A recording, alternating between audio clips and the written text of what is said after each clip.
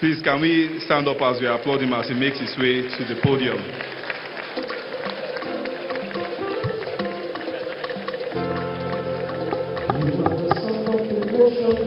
Congratulations. Happy birthday to you. You are the son of the nation. Congratulations. Thank you very much. Thank you. Please have your seat. First of all, let me thank Mr. President, the President of the Federal Republic of Nigeria, Muhammad Buhari, for even allowing the Vice President and many members of his cabinet and putting efforts together for himself to be here. I know he had a critical diversion, not because of Lagos or Abuja traffic, but because of the social responsibility to the pensioners and their gratuity.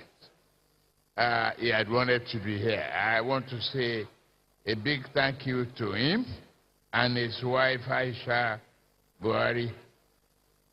To my dear friend, Vice President Yemi Osinbajo,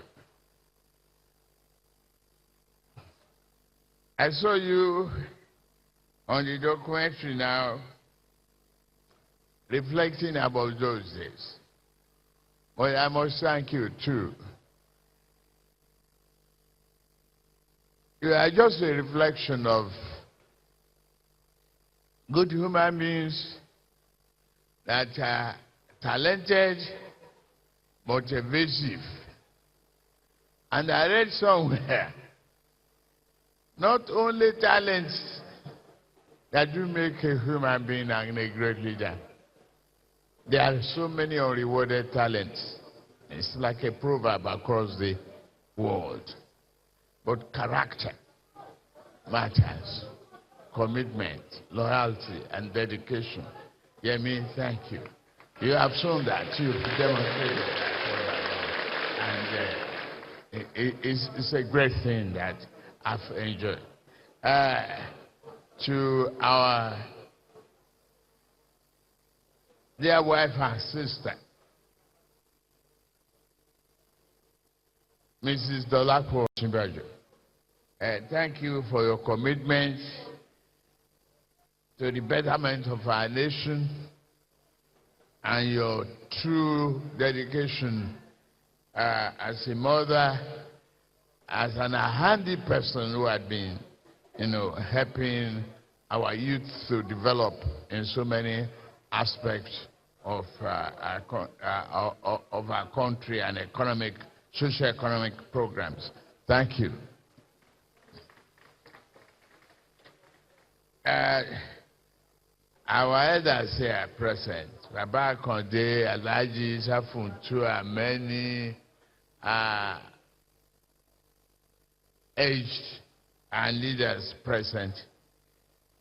Kabiesis, emirs, our traditional rulers and fathers.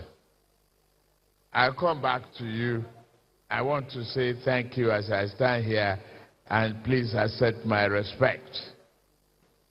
To my colleague, the politicians, and the many governors, well, the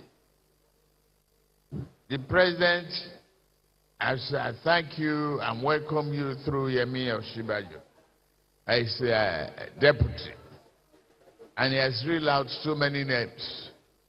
It will be boring, and I will fail the essay of today if I start reading out your names. So, and I've never taken failure on my birthdays. So please let me just keep the listing of the names. I want to say thank you to all your governors, all the governors. I've seen all of you, members of the House of Assembly elect, National Assembly elect. I've seen the the leaders of the Senate, 8th Senate, Senator Lawan, and many more of our great leaders. And I want to say thank you to Adam Oshiomole.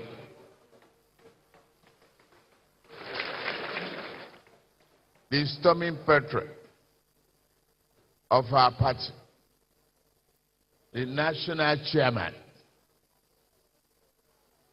I won't talk about my regular joke about him today, but must thank him with the National Working Committee leadership of our party for achieving a victory for our party. We still have the president for a second term. We won the National Assembly with a resounding majority. Kudos to APC. It cannot have been better for my birthday if we feel like the other party.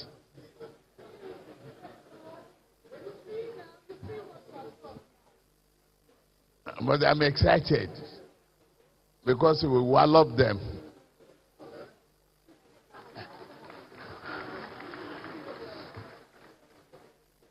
And as the co-chairman of the national campaign and the party strategies, I commend myself too.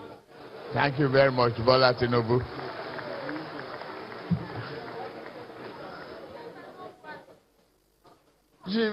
Bisi Akande, Baba Omo Kekeke, and well, the founding pioneer chairman of the APC. I know we take you through several turbulent moments, but I'm sure you are very proud and happy of what we are pushing today and what you have seen today and how we are creating the steps for the next level. May God continue to spare your life to greatness. I want to thank my darling wife, Chief Mrs. Oluremi Tinubu. Well, we are co-politicians now, so I work for you, you work for me. I say 50-50. Many of you who left your personal businesses, and my governor, Akinwumi Ambode, and the wife, have been Bola Ambode. Bola, thank you very much for being here. I could see all the commitment, and we'll be with you to take a bite later on this afternoon. The incoming governor and his deputy, Jide Sanwo-Olu,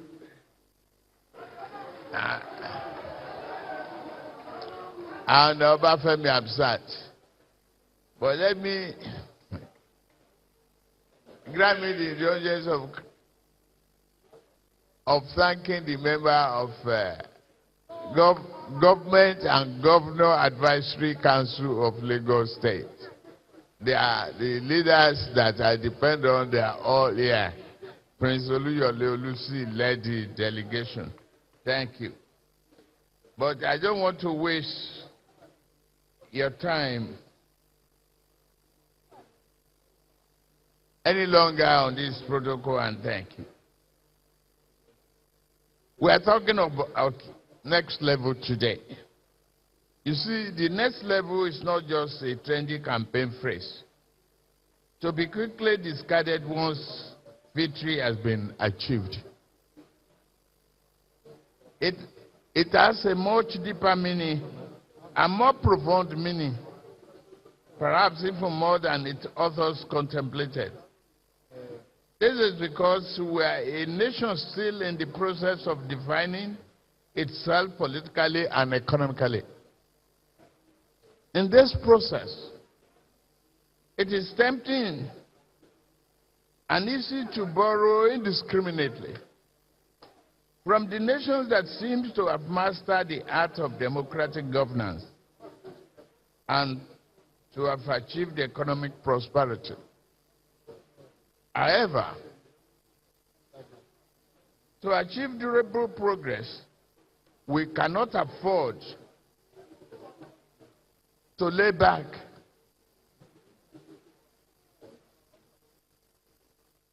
We must work hard, not in mindless devotion to the ways of the other nations, but our well-tailored economy for our own people. The truth is particularly acute when these very nations, they now face fundamental political and economic questions that cast doubt on the social utility and viability of economic model under which they have traveled for the past 50 years. The global economy faces a stiff headwind. Factors not our making. It casts doubt now, and its projection is low growth. Consumer spending is slipping. And this is where I will stop and appeal to Professor Yemi Osinbajo, the Vice President, and his team. Put a huge question mark on any increase on VAT, please. If we reduce the purchasing power of the people, we can further slow down the economy. Let's widen the tax net. Those who are not paying now, if it is inclusive of Bola Tinubu, let the nets get bigger and we take in more taxes, and that is what we must do in the country instead of additional layer of taxes. For now, I stop there. Consumer spending is slipping, that's true. America and China are in trade of war, tug of war. Brexit looms imminent. Whatever form Brexit takes, economic dislocation will emerge from the political confusion now underway. Even without Brexit, the EU itself is going through a rough patch. Eurozone may already be in recession. Stock market experience wide swings that speak to an underlying weakness and pessimism about the immediate future. Forecasters are predicting global recession within the next 12 to 18 months. I render these observations not to frighten us, but because they ring true. Wisdom requires that we accept reality instead of obscuring it. Under the cloak of wishful thinking, we cannot just obstruct it. We must build policies that interact with the world as it is and not with the world as it should be. We must recognize that these harsh economic tidings as advance warnings to the wise. Hence, we must think deeper, work harder for our people in Nigeria. And I believe you, the Vice President and President Buhari, having laid a solid foundation for our economic recovery, You are at it, hardworking, and we will be with you all the way through it. We will support you. And you and Mr. President, you've warned several times that the storm that approaches is inevitable. It's not inevitable. It is born of a human folly and reckless greed. The greed of the past. That we have to find a means to manage our appetite now. That means it can be rectified by human wisdom and prudential action. At this point, we must recognize a fundamental truth of our time. The economic model upon which the world is built is unraveling. The coming downturn is just a symptom of the great upheaval. The global economy faces the storm and needs a better and constructive reform.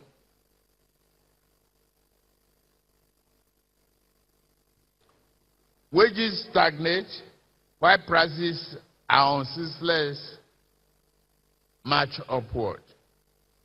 In America, progressive championed a Green New Deal, a massive government program to modernize the nation's aging energy infrastructure and to create job programs to keep the middle class from becoming an endangered economic species. In France, the Yellow Vest protests austerity policies of the Macron government. Their protest is popular. Brexit, no matter how misguided, was in large part a premier scream by people who fear the EU was responsible for their diminished economic conditions. The frustrated British would have been more accurate had they pointed a finger to the corporates closer home.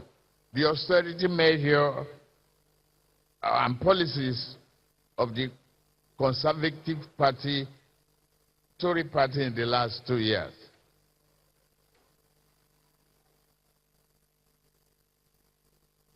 We must question the central right. But in our case, the next level must be seen as a part of a global and historic dynamic. Our pursuit of next level cannot be achieved by blindly following the economic path of other nations.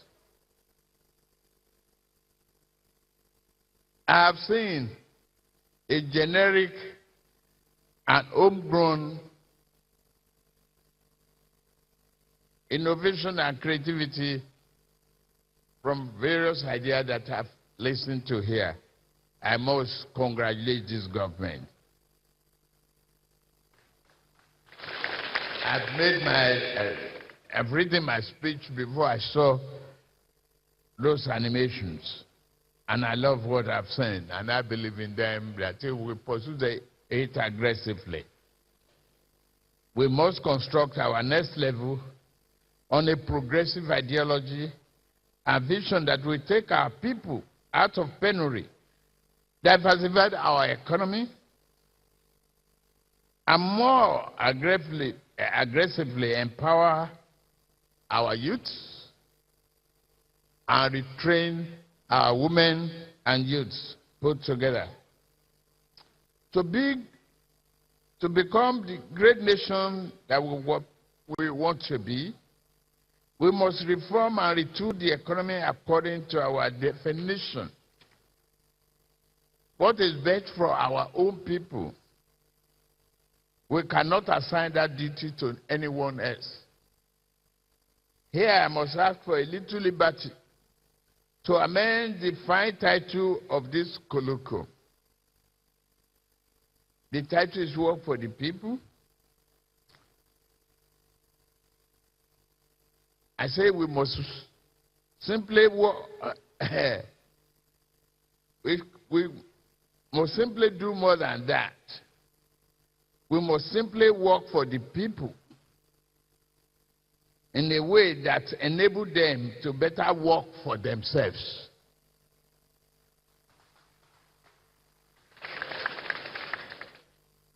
We must amend our basic ideas about the economy. We must divorce ourselves from our fixation with the GDP, all those rates and similar statistics. These things were initially intended to be indicators, suggestive measurements. However, we have misinterpreted these items to be roadmaps. These roadmaps, by treating them as if they were the destination in itself. No. Let's create our value here. The dominant train of thought has made the people servant to the dictates of abstract economic theories. In a more effective system, the economy will be fashioned to serve the concrete needs and legitimate aspiration of the people. Our economy must be redefined to be an efficient yet moral social construct with the primary goal of optimizing long-term welfare of our people through sustained, productive, and full employment of labor, land, capital, and natural resources. In the current global context, the best translation of laissez-faire economics is, let's say, poor economics. We defeated that ideology last election, what I call container economics. To believe that we're out at our best, everyone must focus on what we could do here at home. How can we transform our God-given resources to raw materials to produce things for ourselves? But that brings us to the topic of discourse. The most single important sector for the government is infrastructure. And I'm glad you made that your priority, our priority. But the most single important item of them all is power. Power has been the greatest discovery of humanity in the last 1,000 years. There's no success you can achieve without power. You can't industrialize this country. Look around and see the density of vehicles around you. How many of these are we producing here? Even the paint on them, the brake pads, the wheels, the exhaust pipes are not made in Nigeria. Whereas we can do it if we rededicate ourselves to reforming the electricity of this country. I believe the second Buhari administration will work to increase electricity generation. I've heard that. Transmission and distribution by more than 50% within the next 4 years. It's a challenge that we must go through. And we all must be held responsible for this. We require serious and bold reform. Whatever is happening to our gas, we have abundance of it. If it is tax reform or tax exemptions or tax incentives, let's find a way to use that gas and not flare them, to industrialize our country.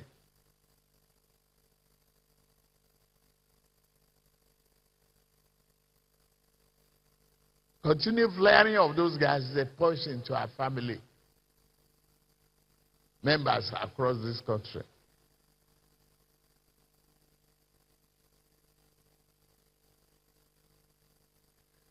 I know we can do the pipelines. The network of pipelines that we inherited are still functional.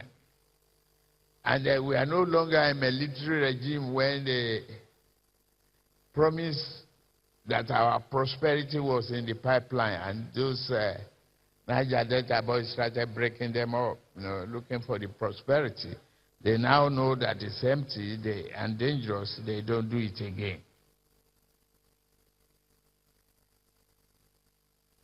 For the electricity, the PDP administration shared out generation and distribution, leaving transmission in carcass without deeply thinking and evaluating the impacts and consequences of the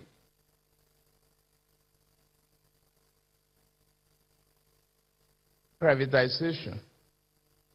Please, let's revisit that privatization. Put experts together. It's not a pork chop. It's not a birthday cake like the one you put here to celebrate my day. That we share, eat, and go. That's what they thought they were. Trying to create another subsidy before they go, to continue to fleece Nigerians. We must put an end to the practice of billing people for electricity they never received.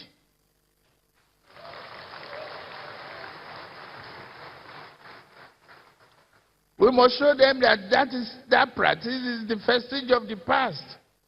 A person should be charged accurately and only for the power that they use.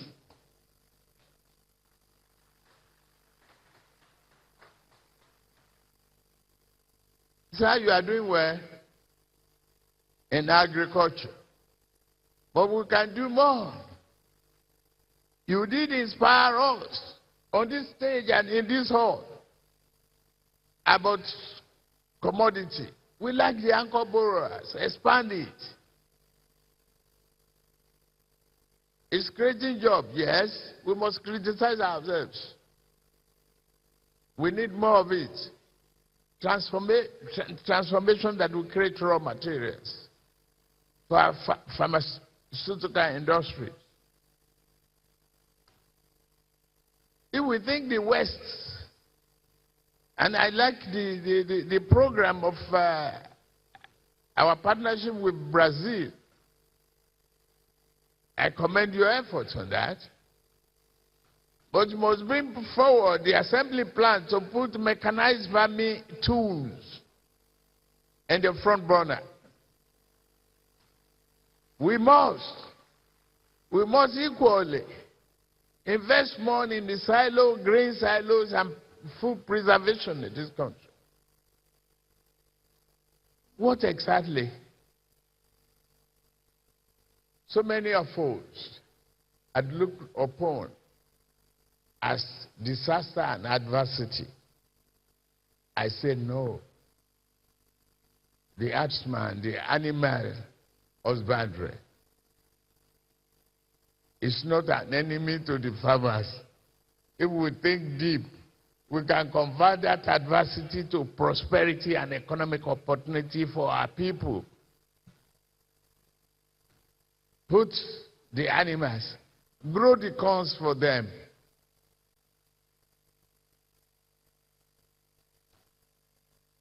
And we create an abattoir, skin, and use the hide and skin processing to create beautiful bags being carried by our wives and our daughters.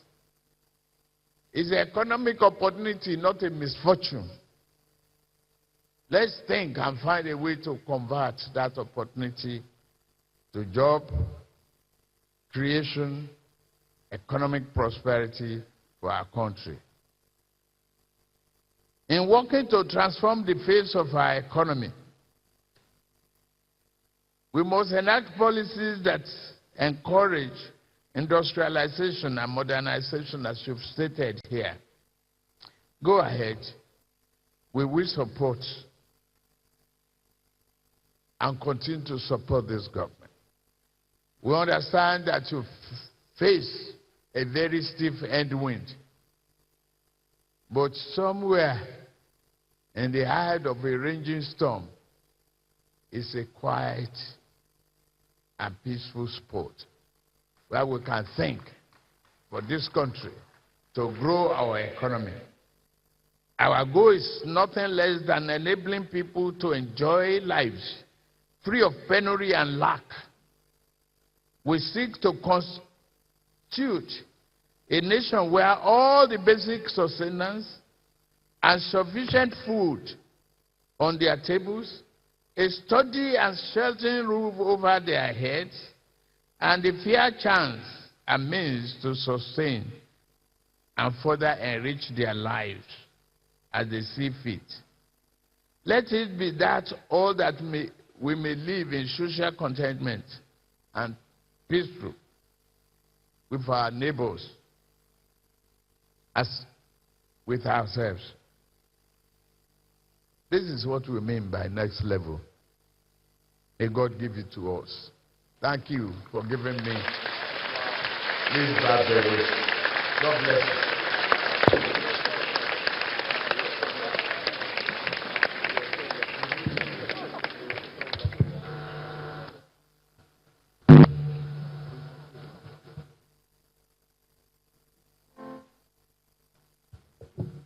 Thank you, Your Excellency.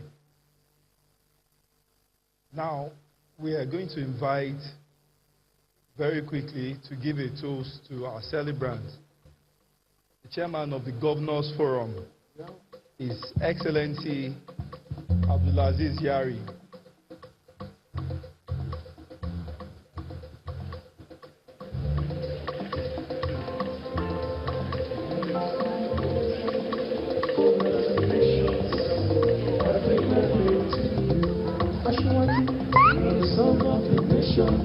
Congratulations, happy birthday to you.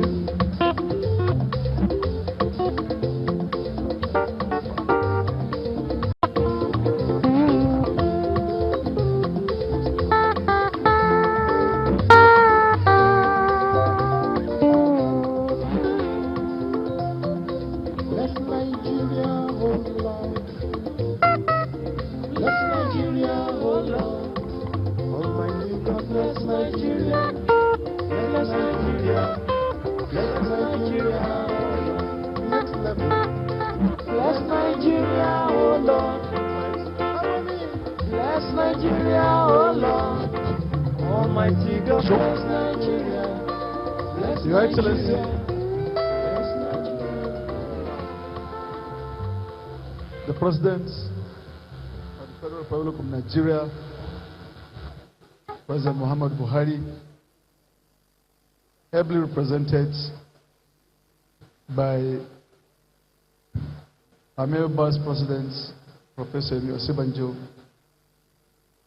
our national leader, whom we gathered here today to celebrate.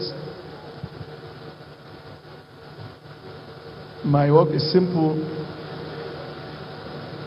to invite the countries that are present here to toast the 67th years anniversary, 11th curriculum of our leader, Asuwaju Bola Ahmed Tinubu.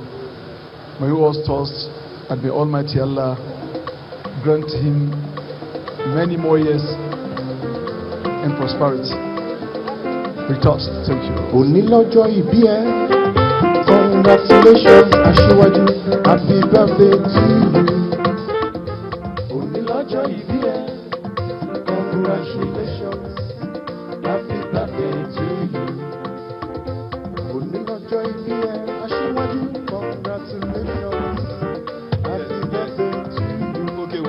asking the men of the media to Happy birthday to you. Happy birthday. please, may we ask the men of media to please make way.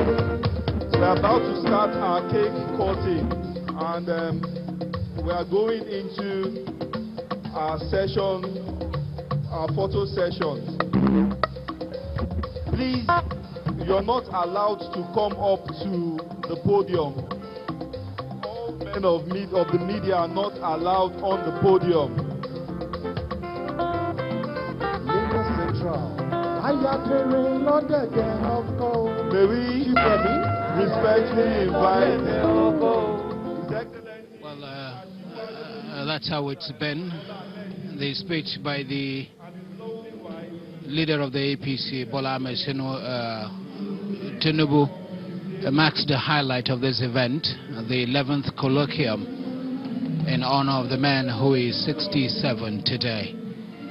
This is where we bring our live coverage of the event to an end.